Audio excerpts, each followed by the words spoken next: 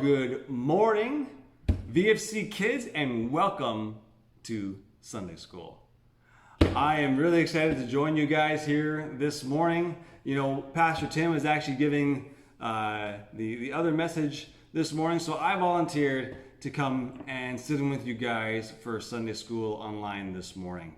And you know, to be honest, one of my favorite things during the summer months when there's no Sunday school happening in church and you guys are sitting up here with us in the sanctuary is often I would take just 5 minutes to call you guys up to the front. We do a fun little object lesson or maybe a little magic trick, something like that. I really enjoy hanging out with you guys and spending time with you, so I figured why not do that here with you guys this morning.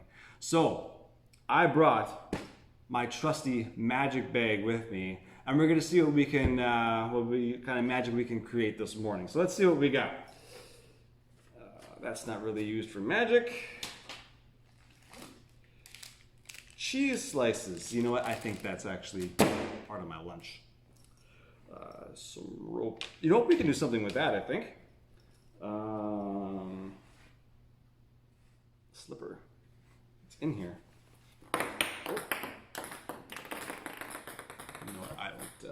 I don't think we need that one today. I'm not sure why that slipper was in there anyways.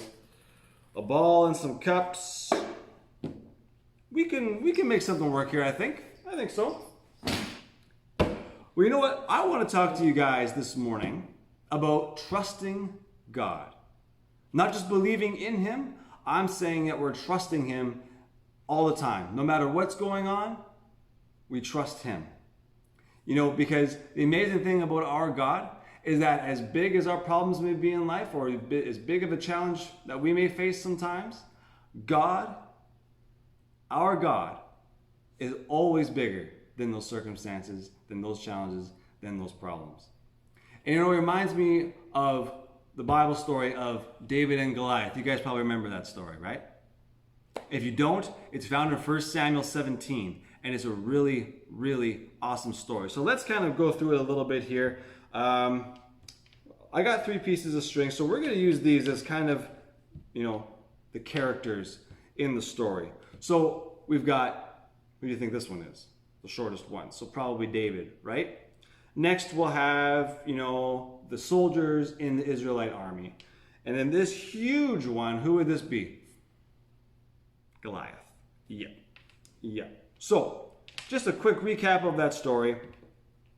The Israelites were on the battlefield against the Philistines, okay? So there was a war about to break out, and so David's brothers were all older than him, and they were, big, strong guys. They were meant to be a part of the army. And so because he was a small little kid, he wasn't fit to be a soldier. He wasn't fit to be a part of the army. So instead, he was back at home looking after the animals. So his dad said, why don't you bring some food out to your brothers on the battlefield there? So David said, yeah, no problem. So David grabs some food, he goes into the battlefield, meets his brothers who are soldiers in the army, and gives them food. And while he's there, he hears the Philistine army. He sees this huge giant named Goliath come out and start saying some really nasty things. And David starts talking to his brothers and the other soldiers there. He says, okay, who's actually going to do something about this? Why are you letting him just say all these things? Why don't you guys go and take him out? Why don't you guys go and fight this war that you're supposed to fight? But it's amazing how even though David was a little kid, he was talking like he wasn't afraid of that giant. All the adults, the soldiers, they were afraid. They were terrified of him. So David said, you know what? Let me go fight him. David, you're this big. Goliath is this big. You're going to go fight him? You're a kid. Do you not see how big he is? So all the adults are trying to talk some sense into him and saying, listen, man, you're way too small. He's way too strong for you. You're not going to survive. David said, no, you guys don't understand. God is on my side. God is on my side. I want to read a quick verse for you guys in Philippians 4 verse 13. It's a very simple verse. It just says this: I can do all things through Christ who strengthens me. David knew how strong God was. David knew that God was on his side. So he was not afraid of a huge giant. He wasn't scared. He knew that as small as I am, God is bigger. See, but the adults and the other soldiers said, okay, listen, if you're really insisting on going out and fighting Goliath, then we're going to put some armor on you. So they put armor on him that's meant to fit an adult this big on a kid that's this big. Didn't work. It was way too big. It was way too heavy. He couldn't even move in the thing. So he said, no, listen, I'm not going to do that. I'm not going to put on that armor. It's not going to help me. God is enough. He is all that I need. And we know what David did, don't we? We know he went out, he got some stones, he grabbed a slingshot, he went out and he defeated Goliath. Everyone was saying, there's no way you can do this. There's no way you're strong enough. There's no way. I mean, look how impressive Goliath is. Look how big he is. Compared to you, you're nothing. But I wonder how God would view that situation. I wonder if you were to put David as a little kid, the soldiers in all their armor, and Goliath as huge as he was, if you would put them before God, would God really be that impressed? Let's see.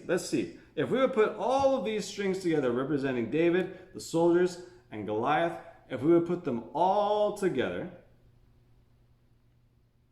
I wonder how impressive we would be. What do you guys think? Oh, I'm missing an end here. Oh, what? They were so different in size, weren't they? But before God, there's not much of a difference, is there? See, that's the thing. David knew how big God was. David knew how small he was. He knew he was a little kid. He knew all that. But that didn't change the fact of how big God is, even though that giant was so big. Even though Goliath was so huge and so strong and had all the best armor and everything else, he wasn't afraid because he trusted in God. Isn't that important? Philippians 4:13, I can do all things through Christ who strengthens me. All things through Christ who strengthens me. Let's put another thing. Let's try to use these cups here. And this ball. It's one thing. See, the Israelite army, when David was talking to them, they're saying, listen, They're relying on their own strength. They're relying on their own armor and their own ability to go and fight in battle. So if I wanted to do that, but they realized how big Goliath is. I can't fight against Goliath. He's way too big. He's way too strong. So that's why they weren't going out to fight him. So if we were just going to trust our own abilities in this life, can we do the things that God says that we can do? You know, God says in a number of places in the Bible that if you have faith, even as small as a mustard seed, you can say to this mountain, move from here to there. Nothing will be impossible for you. Nothing? He's saying it's not about your own ability. It's about God's ability. It's about trusting in Him. Could David have really defeated Goliath by himself on his own? Don't see how. Little kid, huge giant Goliath. It'd be like, okay, if I take these cups here and I want to have this ball end up underneath this cup without you seeing it move. If I'm going to rely on my own ability and try to make it happen, I don't think I can do it. I don't think I can, because as much as I might want to, and I think I can, it's not working. But what did the Bible say? that all things are possible with God. Even though I may not have the ability to, God can do the impossible. The impossible. So God could take that ball right there and say, boom. What?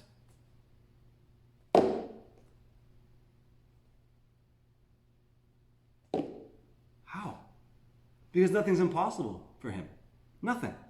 Again, I can try all that I want. Just get in there, and it's not gonna, it doesn't work.